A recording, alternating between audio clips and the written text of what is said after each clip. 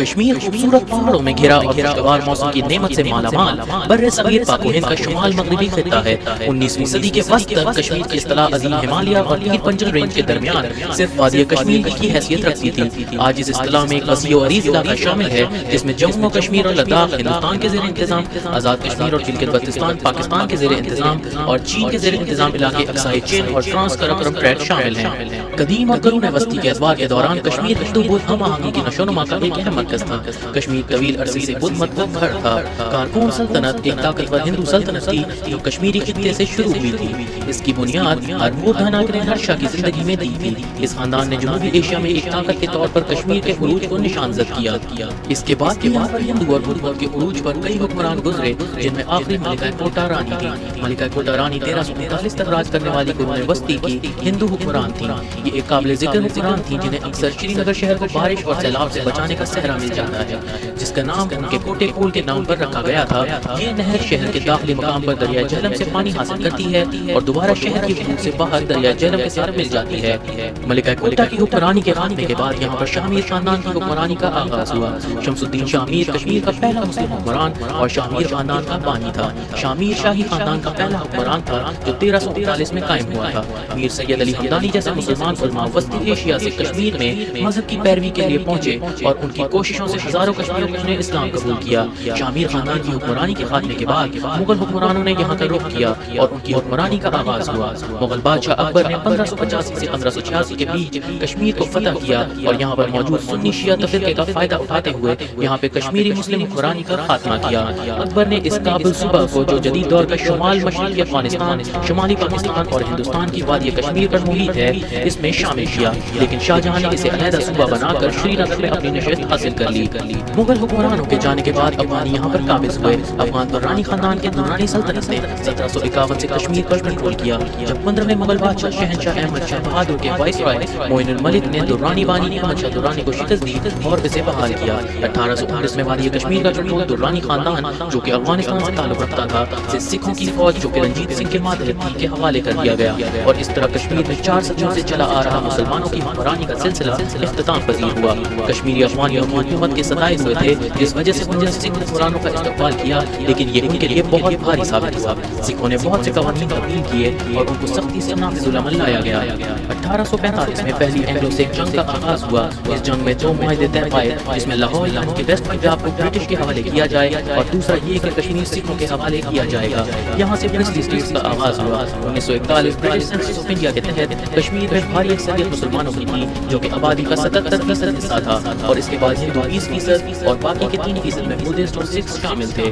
1947 میں جب پاکستان ایک الگ ملک کی حیثیت سے سامنے آیا تو کشمیر کا مسئلہ بھی اٹھا۔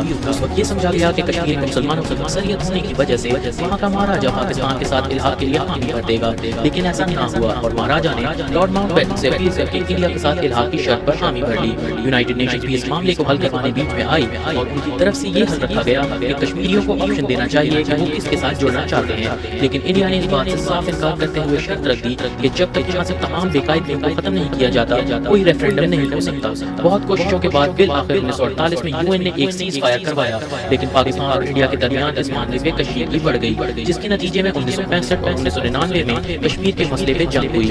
علاقائی تنازع میں یہ خطہ 3 ممالک میں منقسم ہے۔ پاکستان شمال مغربی حصے شمالی علاقہ جات اور کشمیر پر کنٹرول کرتا ہے، ہندوستان وسطی اور جنوبی حصے جموں کشمیر اور لداخ پر کنٹرول رکھتا ہے، اور عوامی جمہوریہ چین نے شمال مشرقی حصے کو کنٹرول کیا ہے جس میں اکسائی چین اور ٹرانس کراکرم ٹریٹ شامل ہیں۔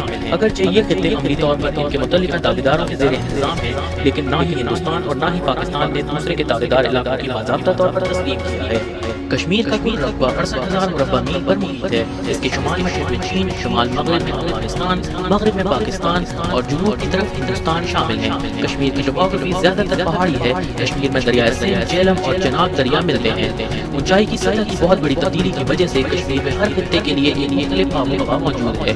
درجہ حرارت پنجاب کی گرمی سے لے کر سردی کی شدت تک جو پہاڑوں پر ہمیشہ برفباری کرتا ہے، وادی چناب کے بالائی حصوں کو چھوڑ کر جموں ڈویژن کے ایک مرطوب آب و ہوا کا حامل ہے۔ کشمیر کی وادی میں معتدل آب و ہوا ہے، جبکہ گلگت بلتستان اور لداخ کے دوسرے حصوں میں تبتاً استور وادی کے کچھ حصوں گلگت بلتستان کی نیم تبتی آب و ہوا موجود ہے، جو تقریباً بارشوں والی آب و ہوا کے طور پر سمجھا جاتا ہے۔ کشمیر کی ثقافت معتدل رسم و رواج پر ایک مرکب ہے اور یہ شمالی ہندوستان، شمالی پاکستان اور چین کے علاقے اقصائی چین سے آئی ہے۔ ریاست محدود مذاہب کی موجودگی سے لطف اندوز ہے اور اسی وجہ سے کشمیر اپنے ثقافتی ورثے کے لیے مشہور ہے۔ اس سے ہندو، سکھ، مسلمان اور بدھسٹ لوگوں کا اتحاد ہے جو اپنی ثقافت کو اپناتے ہوئے کشمیر کو مزید خوبصورت بناتے ہیں، جس سے ان کے طرز زندگی میں بہت سی تبدیلیاں لائی ہیں۔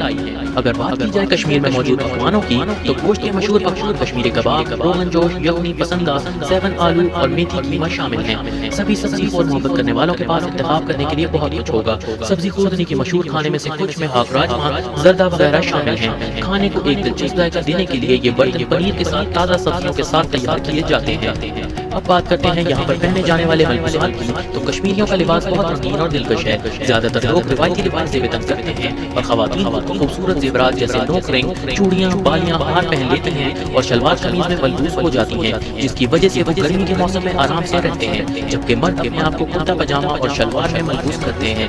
پھر ان کے ایک قسم کا اوور کوٹ ہے جو سردیوں میں کشمیریوں نے پہننا ہے، جسے رنگین پیچ اور کڑھائی کے کاموں سے سجایا جاتا ہے۔ کشمیر کی تاریخ بہت پرانی ہے اور کشمیر ایک نہایت خوبصورت وادی ہے جسے جتنی بار بھی دیکھا جائے گی آپ کو اپنا ایک نیا رنگ دکھائے گی۔ اگر آپ نے ابھی تک چینل کو سبسکرائب نہیں کیا ہے تو بھائی ابھی سبسکرائب کر لو اور ساتھ میں بیل آئکن کو ضرور کر لینا۔